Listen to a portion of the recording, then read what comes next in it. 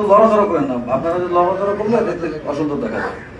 যাই হোক, আমার প্রশংসা যেহেতু আপনারা শুনতে পাচ্ছেন, আশা করি সবারই ভালো লাগছে। প্রশংসা শুনতে সবারই ভালো লাগে। হ্যাঁ, তো প্রশংসার কাজ করতে হবে। প্রশংসার আরো অনেক কাজ আছে সামনে, আমাদের অনেক কার্যক্রম আছে, সেগুলো আমাদের মেনটেন করতে হবে। আপনারা জানেন 5ই আগস্ট আসতেছে, যেটাকে আমরা গণঅভ্যুত্থানের নাম দিয়েছি 17 জুলাই। তো সেই দিবস মানে সেই দিবসকে সামনে রেখে আমরা ঢাকা মহানগর দক্ষিণ প্রস্তাব দিব কেন্দ্রীয় জাহাজ তাদের কাছে, আমরা যাতে সুন্দর একটা সুশৃঙ্খলভাবে একটা সুন্দর প্রোগ্রাম করতে পারি। হ্যাঁ, তো আপনারা আমাদের সাথে থাকবেন ইনশাল্লাহ। এ পর্যায়ে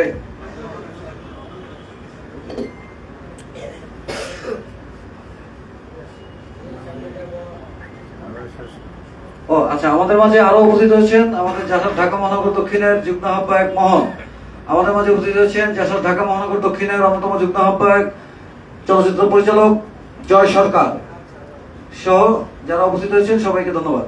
এ পর্যায়ে বক্তব্য নিয়ে আসার জন্য অনুরোধ করছি বাংলাদেশ জাতীয়তাবাদী সামাজিক সাংস্কৃতিক সংস্থা জাসাস কেন্দ্র কমিটির সংগ্রামী সদস্য সচিব এবং তারেক রহমানের বিশ্বস্ত হাতিয়ার, আন্দোলন সংগ্রামের রাজপথের লড়াকু সৈনিক, আমাদের অত্যন্ত প্রিয় নেতা জনাব জাকির হোসেন রকম। জনাব জাকির হোসেন রকম। দক্ষিণে কোন সংগঠন আছে? সেই দল আন্দোলনে, সংগ্রামে, জাগরণে, মুক্তিতে। বিসমিল্লাহির রহমানির রহিম। জাসাস ঢাকা মহানগর দক্ষিণ কর্তৃক আয়োজিত আজকের এই পুনর্মিলনী অনুষ্ঠানের স্নেহের সভাপতি শওকত আজিজ, ভারপ্রাপ্ত আহ্বায়ক ঢাকা মহানগর দক্ষিণ জাসাস, আজকে আমাদের মাঝে উপস্থিত আছে আমাদের জাসাসের রাজনৈতিক অভিভাবক, বিএনপির জাতীয় নির্বাহী কমিটির সংগ্রামী সাংস্কৃতিক বিষয়ক সম্পাদক, মেগাস্টার খ্যাত চলচ্চিত্র নায়ক আশরাফুদ্দিন আহমেদ উজ্জ্বল। উপস্থিত আছেন জাসাস জাতীয় নির্বাহী কমিটির যুগ্ম আহ্বায়ক, অন্যতম যুগ্ম আহ্বায়ক জনাব আহসানুল্লাহ চৌধুরী, জাভেদ আহমেদ কিসলু, খালেদুজ্জামান জুয়েল। উপস্থিত আছেন আজকে সঞ্চালক জাসাস ঢাকা মহানগরের সংগ্রামী সদস্য সচিব শফিকুল হাসান রতন, জাসাস জাতীয় নির্বাহী কমিটির অন্যতম সদস্য শাহ মোহাম্মদ বিল্লাল, শামসুল হুসাইন, আব্দুল জব্বার, আমাদের জুলাই আন্দোলনে আহত মুক্তিযোদ্ধা সৈনিক সোহেল, টাইগার সোহেল, পায়েল সহ জাতীয় নির্বাহী কমিটির নেতৃবৃন্দ, ঢাকা মহানগরের যুগ্ম আহ্বায়ক বৃন্দ, বিভিন্ন থানার ভাই ও বোনেরা, আসসালামু আলাইকুম। ঢাকা মহানগর দক্ষিণ জাসাসের সাথে কিন্তু আমার সম্পর্কটা অন্য অনেকের চেয়ে একটু গভীর। সবারই সাথেই আমার একটা ভালো সম্পর্ক। জাসাসের জাতীয় নির্বাহী কমিটির সদস্য সচিব হিসাবে সারা বাংলাদেশে আমার সম্পর্ক, সারা বাংলাদেশে আমার যোগাযোগ। কিন্তু ঢাকা মহানগর দক্ষিণের ক্ষেত্রে যেহেতু প্রত্যেকটি আন্দোলন সংগ্রামে আমার ঢাকা মহানগর দক্ষিণের সাথে পথ চলা ছিল সবচেয়ে বেশি, এবং ঢাকা মহানগর উত্তরও ছিল, কিন্তু দক্ষিণ যেহেতু রাজনৈতিক অঙ্গনে যেমন party office, press club, Paltan মোড়, রাজনৈতিক যে স্পট গুলা, এগুলো কিন্তু ঢাকা মহানগরের দক্ষিণের মধ্যেই পড়ে, এবং যে কারণে আন্দোলন সংগ্রামের দক্ষিণের সাথে সাক্ষাৎটাই বেশি হয়। আমি পাশাপাশি ঢাকা মহানগর উত্তরকেও ধন্যবাদ দিব, দক্ষিণকেও ধন্যবাদ দিব বিগত আন্দোলন সংগ্রামে তাদের অবদানের জন্য, তাদের সহযোগিতার জন্য, দলের প্রতি অনুগত থেকে তারা যে আন্দোলন সংগ্রাম চালিয়ে গেছে, এই জন্য তাদেরকে আমি আমার নির্বাহী কমিটির পক্ষ থেকে, আমার ব্যক্তিগত পক্ষ থেকে আজকে অভিনন্দন জানাচ্ছি, ধন্যবাদ জানাচ্ছি। বন্ধুগণ, আপনারা জানেন আমাদের জুয়েল ভাই মানে কয়েকজন বক্তব্যও বলেছেন যে জুলাই আগস্ট বিপ্লবের যে বর্ষপূর্তি, সেটা পালন করার জন্য বিএনপি জাতীয় নির্বাহী কমিটি থেকে একটা জাতীয় পর্যায়ে কমিটি হয়েছে, এবং সেখানে জাসাসের প্রতিনিধি হিসেবে আমরা 2 জন অন্তর্ভুক্ত আছি।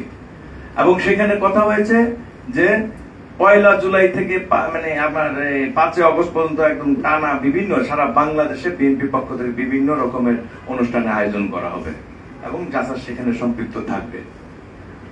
আমরা চাই যে আমাদের যে আন্দোলন সংগ্রাম, আমরা যদি মনে করি আমাদের সংগ্রাম শেষ হয়ে গেছে, সেটা কিন্তু সঠিক নয়। আমরা একটি পর্যায়ে আছি, আমরা কথা বলতে পারছি, বাসায় ঘুমোতে পারছি, যেতে পারছি, রাস্তায় চলাফেরা করতে পারছি, বাট আমাদের যে মূল সংগ্রাম ছিল গণতন্ত্রের প্রতিষ্ঠা, ভোটার অধিকার মানুষের ফিরিয়ে দেওয়া, সেটা কিন্তু এখনো প্রতিষ্ঠিত হয়নি। এবং আমরা সে পথে এখনো আমাদের রাজপথে আছি, আমরা বিভিন্ন জায়গায় আছি যে আমরা একটি গণতান্ত্রিক সরকার, একটি নির্বাচনের মাধ্যমে একটি গণতান্ত্রিক সরকার প্রতিষ্ঠিত হবে যেদিন, সেদিনই বিএনপি সেই সংগ্রামের সফলতা বলেন বা সমাপ্তি বলেন হয়তো সেদিনই করবে। দেশনায়ক জনাব তারেক রহমান যে 31 দফা দিয়েছে, আগামী ইলেকশনকে কেন্দ্র করে আজকে আমাদের এই অন্তর্বর্তীকালীন সরকার অনেকে সংস্কার কিছু কথা বলছে, সংস্কার কিন্তু চলমান প্রক্রিয়া, এবং এই 31 দফা কিন্তু একটা সংস্কারের বিশাল দলিল। আজকে যদি এই 31 দফা আমরা সবাই পড়ে দেখি কি আছে এখানে, এই এমন কিছু নাই যে এখানে নাই। তাই আজকে আমাদেরকে এই আগামী ইলেকশনকে লক্ষ্য করে এই 31 দফা আমাদের সকলকে বুঝতে হবে এবং নিজে বুঝে সকলকে বুঝাতে হবে। বাংলাদেশের প্রত্যেকটা মানুষের কাছে এই জিনিসটা নিয়ে যেতে হবে যে জনাব তারেক রহমান বা বিএনপি আগামী দিনে যদি ক্ষমতায় আসে দেশের জন্য কি করবে। অতএব আমাদের এই চলমান আন্দোলন সংগ্রামে এখন যেটা হবে যে আগামী ইলেকশনকে টার্গেট করে আমাদের কর্মকাণ্ড চলমান রাখতে হবে, চলতে হবে একসাথে। এবং এখানে একটি কথা আসছে ঐক্য, অবশ্যই ঐক্যের কোনো বিকল্প নাই রাজনীতিতে আমাদের সকলে, এবং এখন বিশেষ করে এই পর্যায়ে এসে আজকে বিএনপি বলেন, বিএনপি প্রত্যেকটা অঙ্গ সংগঠন বলেন, আমাদের ঐক্যবদ্ধভাবে একভাবে চলতে হবে। যদি কেউ এখানে ফাটল ধরাতে চান, রতন বলেছে, আমি একই সুরে বলতে চাই যে ব্যক্তি স্বার্থে, আপনাদের কারো ব্যক্তি স্বার্থে, কারো ইম্পর্টেন্সি বাড়ানোর জন্য সংগঠনের মধ্যে দয়া করে কোনো ফাটল ধরানোর চেষ্টা করবেন না। যদি করেন আপনারা চিহ্নিত হবেন এবং আপনাকে কিন্তু রাজনৈতিক ভাবে মানুষ এই ধিক্কার জানাবে যদি সেই সব কর্মকাণ্ডের জন্য। এবং আরেকটা জিনিস বলতে চাই, আজকে আপনারা বিভিন্ন থানা পর্যায়ে যে কমিটিগুলো হচ্ছে, আমি বারবার যে জিনিসটা বলি, একটা জিনিস শুধু খেয়াল করবেন, সেইখানে যাতে কোনো সুবিধাবাদী, কোনো স্বৈরাচারের দোসর যাতে আপনাদের মাঝে, কারণ তারা কখনোই কারো হবে না, তারা কখনোই কারো হয় না, তারা তাদের সুবিধার জন্য আসবে, আপনাদের মধ্যে ঝামেলা সৃষ্টি করে দিয়ে আবার চলে যাবে। অতএব আমাদের ঘর যদি 10 জন থেকে 10 জন দিয়ে চলবে, 100 জনের দরকার নাই করার জন্য সেই টাইপের লোকজন নিয়ে, যারা সাচ্চা বিএনপি করবে, তারেক রহমানের নেতৃত্ব মানবে, জিয়াউর রহমানের আদর্শ মানবে, সেই লোকই জাসাস বা বিএনপিতে আসবে। আমি আবার আপনাদেরকে সকলকে ধন্যবাদ জানাচ্ছি, বিশেষ করে উজ্জ্বল ভাইকে ধন্যবাদ জানাচ্ছি তার এই মূল্যবান সময় আমাদের মাঝে আজকে এখানে দেওয়ার জন্য, এবং সকল নেতৃবৃন্দকে, কেন্দ্রীয় নেতৃবৃন্দকে যারা সকলে এখানে উপস্থিত হয়েছেন, ঢাকা মহানগর দক্ষিণকেও ধন্যবাদ জানাচ্ছি একটু সুন্দর আয়োজনের জন্য। আমি জানি তারা প্রতি মাসে এরকম একটা সভা করে, এটা খুবই ভালো লক্ষণ, কারণ এতে হয় কি দূরত্বটা কমে যায়, নেতৃত্বের সাথে নেতৃবৃন্দ যে বিভিন্ন পর্যায়ের নেতৃবৃন্দ দূরত্বটা কমে আসে এখানে। আজকে রতন জোর গলায় যেভাবে বলতে পারলো মহানগরের প্রতি আপনাদের কোনো অভিযোগ আছে, আপনারা সকলে কিন্তু এক যোগ্য বলছেন কোনো অভিযোগ নাই। তার কারণ হলো এই যে এইভাবে বসা, এইভাবে আলোচনা করা, থাকলেও সেটা নিজেদের মধ্যে সমাপ্ত করছি। বাংলাদেশের প্রাণ তারেক রহমান জিন্দাবাদ, জাসাস জিন্দাবাদ।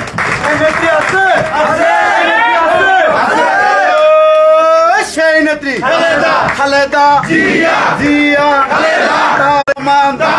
তারেক রহমান, খালেদা জিয়া, দক্ষিণ জিয়ার শোনে। ধন্যবাদ জাকির হোসেন রকম ভাইকে। আসলে বক্তব্য তো আমরা দিবই, কারণ বক্তব্য না দিলে তো রাজনীতি হবে না, আর স্লোগান তো অবশ্যই দিব, সেটা রাজপথে দিলে ভালো লাগবে, ঘরের মধ্যে স্লোগান দিলে সেটা মনে নেই। আচ্ছা, যাই হোক, সবাইকে ধন্যবাদ জানাই। আপনারা সুশৃঙ্খল ভাবে, সুন্দর ভাবে এই গরমের মধ্যে প্রিয় নেতা হয়তো দেখবে, আমরা রোদ বৃষ্টি ঝড় তুফানের মধ্যে দিয়ে আমরা ঢাকা মহানগর দক্ষিণকে এগিয়ে নিয়ে যাচ্ছি। তো এ পর্যায়ে আমাদের মাঝে বক্তব্য নিয়ে আসছেন বাংলাদেশ জাতীয়তাবাদী দলের সংগ্রামী সাংস্কৃতিক বিষয়ক সম্পাদক, চলচ্চিত্র অভিনেতা মেগাস্টার আশরাফ উদ্দিন উজ্জ্বল। মেগাস্টার আশরাফ উদ্দিন উজ্জ্বল।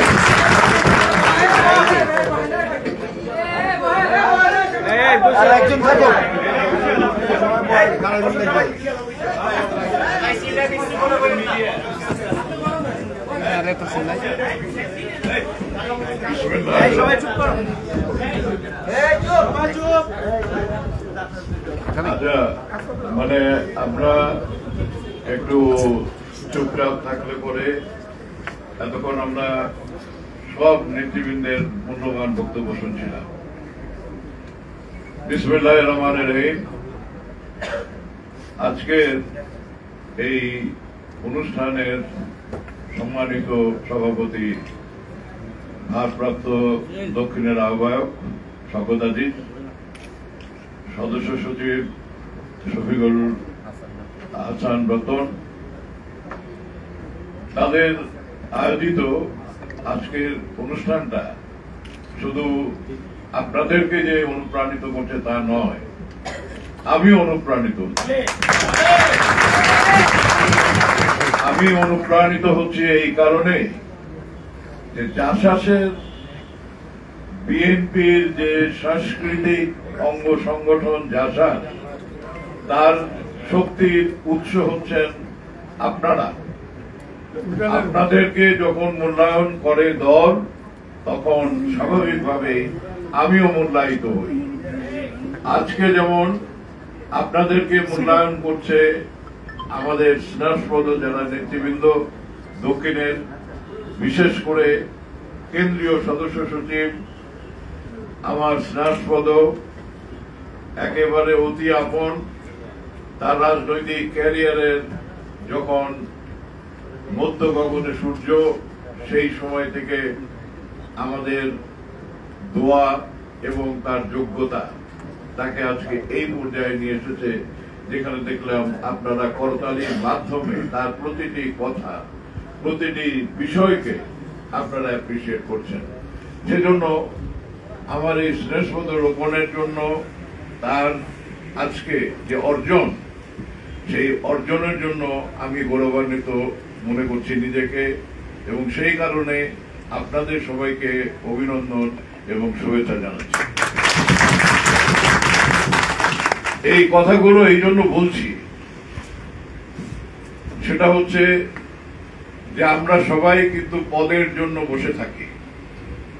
আমি থানার কোন পদটা পেলাম, আমি মহানগরের কোন পদটা পেলাম, আমি কেন্দ্রের কোন পদটা পেলাম, এই যে আমাদের যে চিন্তা ভাবনাগুলো সবসময় আমাদেরকে তাড়িত করে, এটা কিন্তু কোনো অন্যায় না। এটা অবশ্যই থাকতে হবে, অবশ্যই আপনাদের একটা লক্ষ্য থাকতে হবে যে আমি একদিন বড় নেতা হব। সেই বড় নেতা হতে গেলে যে বিষয়টা আপনাদের সবার মাঝে থাকতে হবে, সেটা হচ্ছে যে আমরা যে রাজনৈতিক দল করি, সেই দলের যে আদর্শ, যিনি প্রতিষ্ঠাতা শহীদ রাষ্ট্রপতি জিয়াউর রহমান, সেই জিয়াউর রহমানকে জানতে হবে। আজকের যে 31 দফা, সেটা শুরু হয়েছিল 19 দফা দিয়ে জিয়াউর রহমানের আমল থেকে। ধীরে ধীরে যদি আমরা পর্যবেক্ষণ করি, তাহলে আমরা দেখব সেই জিয়াউর রহমানের উত্তরসূরি হয়ে উঠেছিলেন একেবারে সাদা মাটা জীবনের একজন গৃহবধূ, আমাদের আপসী নেত্রী বেগম খালেদা জিয়া। তিনি তাকে নিজেকে নিজে তিনি তৈরি করেছেন, তিনি রাজপথে থেকেছেন, রাজনৈতিক আদর্শকে সমুন্নত রেখেছেন, তিনি তার ফলোয়ার তৈরি করেছেন এবং সারা দেশের মানুষ তাকে আপসীন নেতৃত্বে ভূষিত করেছেন। তারপরের অংশটুকু আপনারা অনেক বেশি জানেন, কারণ বর্তমানে এখানে যারা আপনারা আছেন সবাই বয়সে তরুণ। সেই সময় থেকে আপনাদের সামনে যে ইমেজ, রাজনৈতিক ইমেজ, সেই ইমেজটা হচ্ছে আমাদের বর্তমান ভারপ্রাপ্ত চেয়ারম্যান, আমাদের সকলের প্রিয়, সারা দেশের রাজনৈতিক অঙ্গনের প্রিয়, এবং আগামী দিন আশা করি ইনশাআল্লাহ যদি সুষ্ঠু নির্বাচন হয় দেশে, জনগণের রায় নিয়ে তিনি এই রাষ্ট্র পরিচালনার দায়িত্ব নেবেন।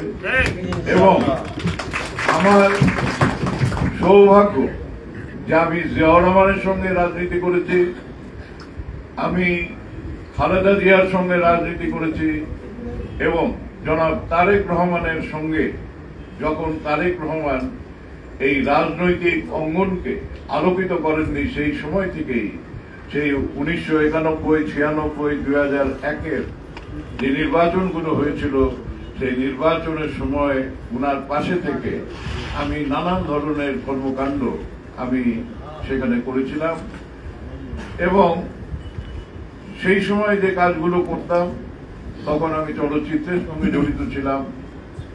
প্রচার একটি অত্যন্ত গুরুত্বপূর্ণ বিষয় ছিল। 91-এর সময় যে প্রধান নির্বাচনী পোস্টার ছিল, সেই পোস্টার উজ্জ্বল ফিল্মস লিমিটেড আমার যে কোম্পানি ছিল, সেই কোম্পানির ওখান থেকে, এখনকার মতো তো কম্পিউটার গ্রাফিক্স করে সঙ্গে সঙ্গে করে প্রিন্ট করা যেত না, অনেক ম্যানুয়ালি কষ্ট করে সুন্দর করে করতে হতো। তো সেই সময়ের কর্মকাণ্ডগুলো আমার অফিসের ভিতরে তখন যারা নির্বাচনের জন্য দায়িত্বপ্রাপ্ত ছিলেন তারা আজ আমাদের মাঝে কেউ নেই। গিয়াস কামাল চৌধুরী, বেগম খালেদা জিয়ার ভাই major Saeed Iskandar, Mozammel Haque, president press club, আমি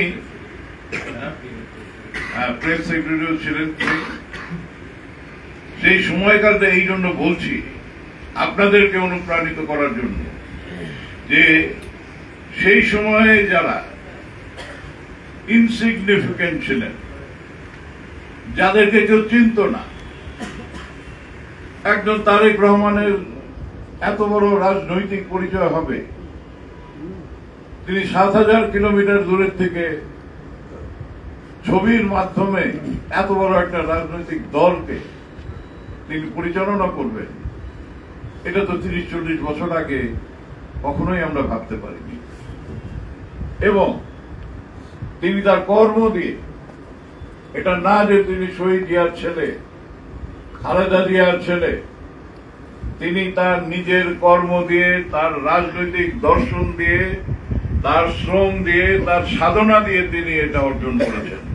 কেউ বলতে পারবে না যে উনি উত্তরাধিকার সূত্রে এইখানে এসেছেন এবং উনি আমাদের নেতৃত্ব দিচ্ছেন। উনি একেবারে তরুণ বয়স থেকে তিনি রাজনীতি শুরু করেছেন এবং রাজনীতি করতে গিয়ে তিনি যেটা বিশ্বাস করতেন, সেই বিশ্বাসের উপরেই বলিয়ান হতে হবে যদি আপনাদেরকে পদ পেতে হয়, আপনাদেরকে বড় নেতা হতে হয়। কারণ প্রত্যেকটা রাজনৈতিক নেতা ফলোয়ার থাকতে হবে। সেই ফলোয়ার কিসে? বয়সের না, আপনার রাজনৈতিক কর্মে। আপনি যদি সেই রকম ভাবে রাজনৈতিক কর্ম করেন, সেই কর্ম যদি আপনার গ্রহণযোগ্যতা পায় জনগণের কাছে, সেই কর্মকাণ্ড যদি গ্রহণযোগ্যতা পায় রাজনৈতিক দলের নেতৃবৃন্দের কাছে, আপনি আপনার সেই চেয়ার অবশ্যই পাবেন, অবশ্যই পাবেন, অবশ্যই পাবেন। যারা হাইব্রিড, যারা সরকারি দলে বিশ্বাস করে, যখন যে সরকার আসে সেই সরকারের ইউনিফর্ম গায়ে চড়িয়ে নিয়ে বিভিন্ন জায়গায় বলে বেড়াবেন যে আমি এই দলের রাজনীতি করি, আমি 30 বছর আগে ছাত্রদল করতাম, আমি 25 বছর আগে ছাত্রদল করতাম, আমি অমুক সময় অমুকটা করতাম, যুবদল করতাম। এই কথাতে তা আপনাকে ধারাবাহিক ভাবে, তো আপনিও তাহলে আজকে অনেক বড় নেতা হতেন যদি সেই শুরুটা আপনি সত্যিকার অর্থেই করে থাকতেন।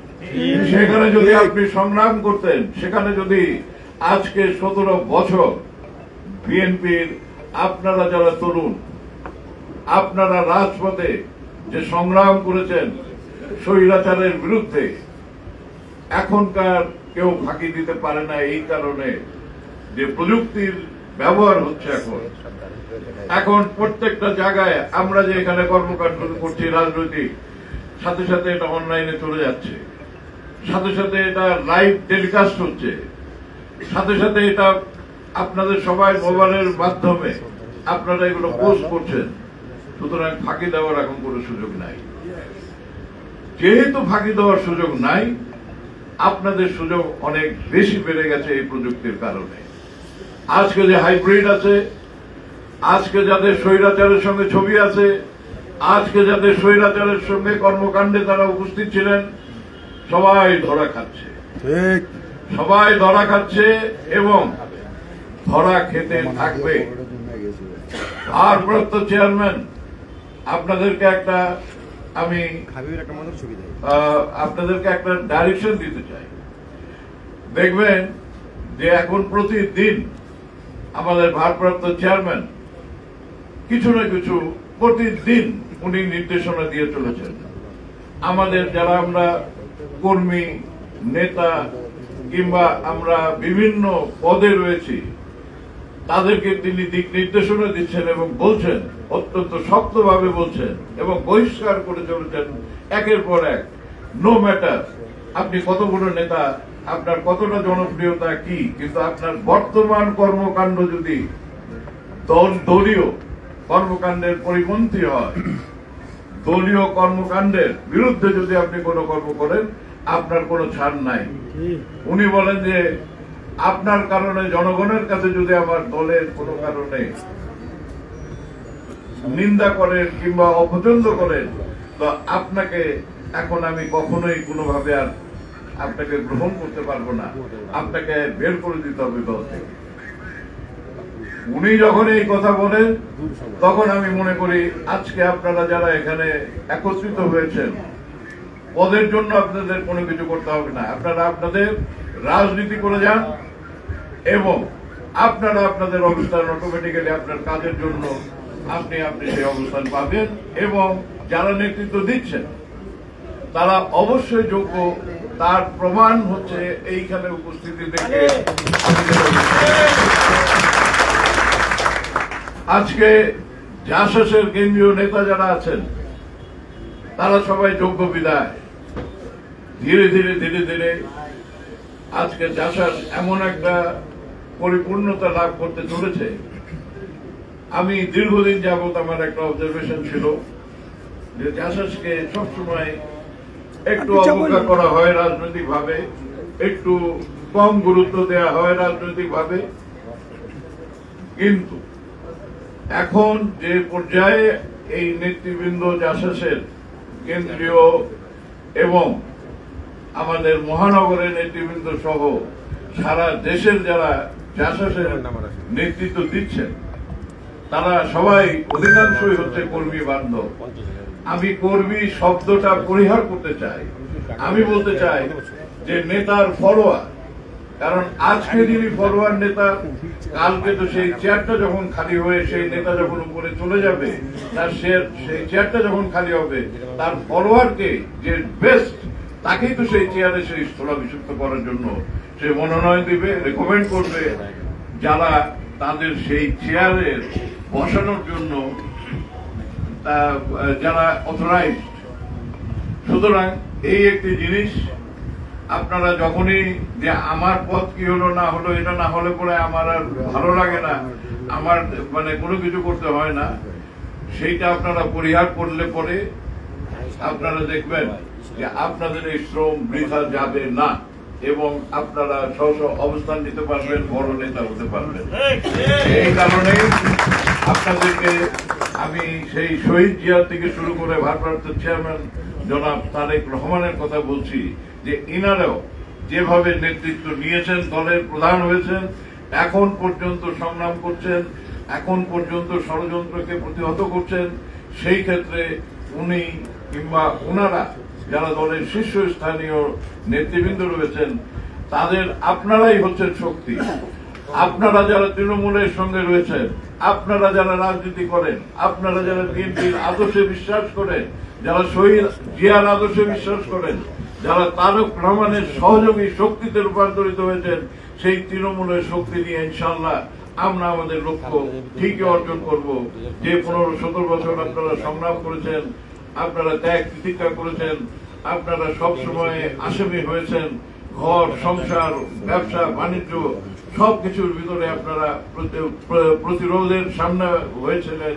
সেই আমাদের স্বৈরাচারের যে বিষয়গুলি ছিল, এই একটি বিষয় আমি এত গুরুত্ব সহকারে বলছি এই কারণে যে আপনারা যদি সেই যে বিষয়টা আমি উপস্থাপন করলাম সেটা বিশ্বাস করেন, তাহলে পরে আর আপনারা আপনাদের কেউ বিভাজন করতে পারবে না, আপনাদের মাঝে কেউ বিভক্তি আনতে পারবে না। আপনারা ইনশাআল্লাহ একত্রিত হয়ে কাজ করবেন এবং একত্রিত থাকলে পরে জাসাস ঠিক একইভাবে যুবদল, স্বেচ্ছাসেবক দল কিংবা অন্যান্য যে অঙ্গ সংগঠন আছে তাদের মতোই আপনারা গুরুত্বপূর্ণ হবেন এবং এই গুরুত্বপূর্ণ হওয়ার জন্যই আপনাদের কাছে আমি আহ্বান জানাচ্ছি, জানিয়ে আপনাদের সবার ঈদ পুনর্মিলনী হওয়ার জন্য ঈদ মোবারক জানাচ্ছি। আমরা শহীদ জিয়ার ওনার স্মরণে দোয়া মাহফিলের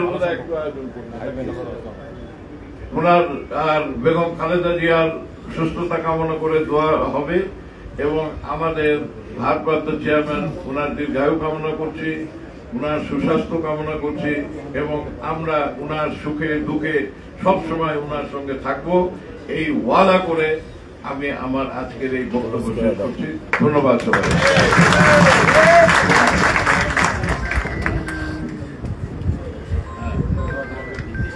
অসংখ্য ধন্যবাদ উজ্জ্বল ভাইকে।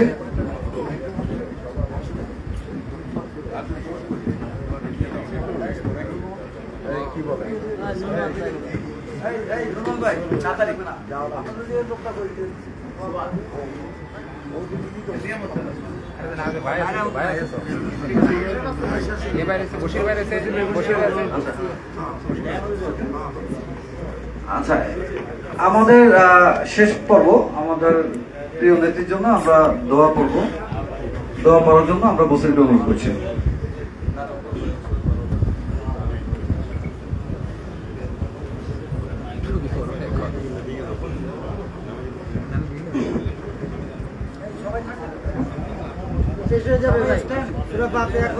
আসসালামু আলাইকুম, বিসমিল্লাহির রহমানির রহিম। আমরা সবাই সূরা ফাতিহা একবার, সূরা নাস একবার, সূরা ফালাক একবার পড়ি। আলহামদুলিল্লাহি রাব্বিল আলামিন, আর-রাহমানির রহিম, মালিকি ইয়াউমিদ্দিন, ইyyaka na'budu ওয়া ইyyaka নাস্তাঈন, ইহদিনাস সিরাতাল মুস্তাকিম, সিরাতাল লাযিনা আন'আমতা আলাইহিম গায়রিল মাগদুবি আলাইহিম ওয়ালাদ-দাল্লিন। বিসমিল্লাহির রহমানির রহিম। قل أعوذ برب الناس مالك الناس إله الناس من شر الوسواس الخناس الذي يوسوس في صدور الناس من الجنة والناس. بسم الله الرحمن الرحيم. قل أعوذ برب الفلق من شر ما خلق من شر غاسق إذا وقب ومن شر النفاثات في العقد ومن شر حاسد إذا حسد. شباب دور الشريف قولي اللهم صل على محمد وعلى آل محمد كما صليت على إبراهيم وعلى آل إبراهيم إنك حميد مجيد. اللهم بارك على محمد وعلى آل محمد كما باركت على إبراهيم وعلى آل إبراهيم إنك حميد مجيد. الحمد لله رب العالمين والصلاة والسلام على سيد الأنبياء والمرسلين. ربنا آتنا في الدنيا حسنة وفي الآخرة حسنة وقنا عذاب النار. ربنا إننا من فاغفر لنا ذنوبنا وقنا عذاب النار. يا أرحم الراحمين يا أرحم الراحمين. رب ارحمهما كما ربياني صغيرا. رب ارحمهما كما ربياني صغيرا. ও দয়াল মালিক, মায়ের নজর দিয়া দেখেন, দয়ার নজর দিয়া দেখেন গো আল্লাহ। আমরা আপনার গুনাহগার গোলাম, আপনার দরবারে হাত উঠাইছি গো আল্লাহ। আমাদের এখানে অনেকের মা নাই, বাবা নাই, দাদা নাই, দাদি নাই গো মালিক। দয়া করিয়া সকলকে আপনি মাফ করিয়া দিয়ে ও মালিক, আমরা গুনাহগার, আপনি আমাদেরকে মাফ করিয়া দিয়েন গো মালিক। আল্লাহ আজকে এই যৌথ সবাই আল্লাহ আমরা যারা হাত উঠাইছি গো মালিক, যারা অসুস্থ আছি সবাইকে সুস্থতা দান করে দেন ও মালিক। আমাদের দেশনেত্রী বেগম খালেদা জিয়া মালিক অসুস্থ, মালিক আপনি সুস্থতা দান করিয়া দেন গো মালিক। দেশের যাতে সেবা করতে পারে সেই তৌফিক দান করিয়া দেন ও মালিক। আমাদের ভারপ্রাপ্ত চেয়ারম্যান তারেক রহমান, ওনাকে সুস্থ রাখিয়েন ও মালিক। জুলাই আগস্টে যারা গণঅভ্যুত্থানে মালিক এই স্বৈরাচার বিতরণে যারা শহীদ হয়েছে গো মালিক, সবাই কবরকে জান্নাতের বাগান বানিয়ে দেন। যারা আহত আছে সবাইকে সুস্থতা দান করে দেন গো মালিক। আপনি আমাদের সবাইকে নামাজি বান্দা বানায় দেন, সত্য কথা বলার তৌফিক দান করে দেন, হালাল উপার্জন খাওয়ার তৌফিক দান করে দেন, হারাম অহংকার হিংসা থেকে দূর রাখিয়েন, বিপদ আপদ থেকে উদ্ধার করিয়া দিয়েন মালিক। রব্বিরহামহুমা কামা রাব্বায়ানি সগীরা ও মালিক মৃত্যুর আগে একবার হলো মক্কা মদিনা যাওয়ার তৌফিক দান করিয়া দিয়েন গো মালিক। ও মালিক মৃত্যুর আগে সকলের মুখে কালিমা জারি করিয়া দিয়েন লা ইলাহা ইল্লাল্লাহু মুহাম্মাদুর রাসূলুল্লাহ। আসসালামু আলাইকুম।